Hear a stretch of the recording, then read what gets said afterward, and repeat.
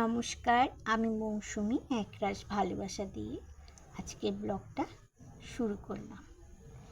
সকালে উঠে একবার করে আমি ছাদে ঘুরে যাই। আজকে আর কোনো ফুল টুল তেমন কিছু ফোটেনি। কাল রাত্রে বৃষ্টি হয়েছিল, সেই জন্যে হয়তো হবে।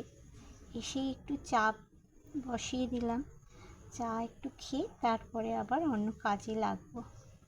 আজকে ছিল বৃহস্পতিবার, কিন্তু পুজোটা আমি আজকে দেরিতেই করব। সকালে একটু কাজকর্ম ছিল, ঘরটরগুলো অনেক ধুলো টুলো আর কি পড়েছিল, সেগুলো একটু করলাম। তারপরে রান্না বসিয়ে দিলাম। এই যে এখানে মাছের ঝোল ফুটছে, আর ওইদিকে কুমড়ো আলু দিয়ে একটা সবজি দিয়ে চিংড়ি মাছ দিয়ে করেছিলাম। এই যে আমার দেওর খেতে বসবে, একটু দেওয়ার জন্য ভাত বেড়ে দিলাম। এখন সন্ধেবেলা আমার একটা ওয়ার্ড্রপ এসছে, মানে মেয়েদের জন্য। আমার তো লোহার আলমারি বিয়েতে পাওয়া। এই যে এই ওয়ার্ড্রপটা 2 ডোরের। হ্যাঁ, এটা হচ্ছে তোমার বাগুইহাটির ফেডারা বলে একটা এর থেকে কেনা হয়েছে। বাগুইহাটি বিগ বাজার আছে না, ওখানকার ফেডোরা থেকে কেন। বিগ বাজার তো না, ওটা এখন এ বাজার হয়ে গেছে। বিশাল স্মার্ট টার্ট আছে ওখান থেকে, ওর পাশেই আছে। আর এখানে ফিটিংস করতে লোকটা এসছে, কালকে ডেলিভারি দিয়ে গেছে, আজকে ওনাকে পাঠিয়েছে কোম্পানি থেকে ফিটিংস করার জন্য। আর এইদিকে 2 বোনের লড়াই বাঁধিয়ে দিয়েছে কি কোন থাকাটা নেবে। যে যা পারছে আর কি থাকা দখল করার চেষ্টা করছে। আর এইখানটা হচ্ছে বড় মেয়েটার ওই মেকআপও বড় হয়ে গেছে, এখন বারবারই আমাদের ঘরে গিয়ে আয়না দেখতে হয়, ওই জন্য ওর একটা দরকার। এটায় মিররও লাগানো আছে।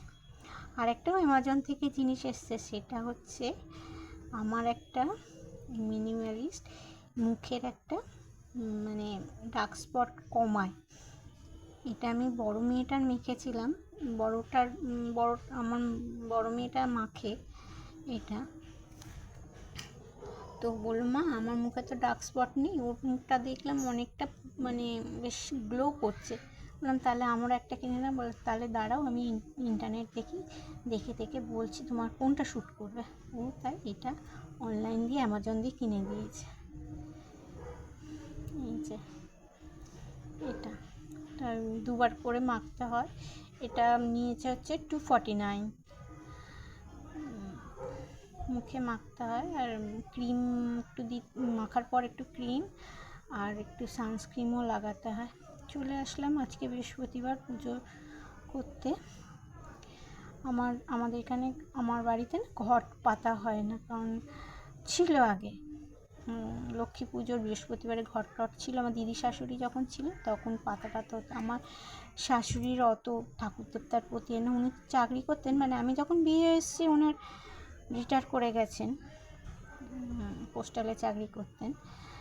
যাই হোক, ওনার অত ঠাকুর দেবতার এতে মানে সেরকম সিংহাসনই ছিল না। আমার বিয়ের পরে আমি তাই সিংহাসন একটা কিনেছি। ওর বাবা দেখে একদিন 100 টাকা দিয়ে এই সিংহাসনটার বয়সটা তোমার কিছু না হলেও 20 বছর তো হয়েইছে, কিন্তু একটু কোনো মানে ঘুণ বলে ধরেনি। আর রঙটা করে দিয়েছিল আমার দাদা।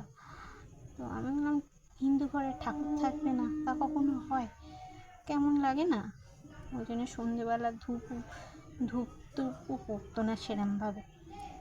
আমি এখন তো মোটামুটি সবই, আমার শাশুড়িও নেই, শাশুড়িও মারা গেছে অনেক দিনই হলো। এই যে আমার ঠাকুরকে।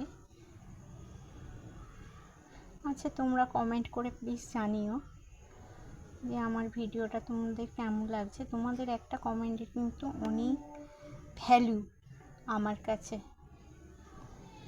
আমাকে অনেক উৎসাহ দেয়। আর আমার চ্যানেলটাকেও সাবস্ক্রাইব করো, এটাই অনুরোধ রইল তোমাদের কাছে। ভালো থেকো, সুস্থ থেকো, হাসি খুশি থেকো।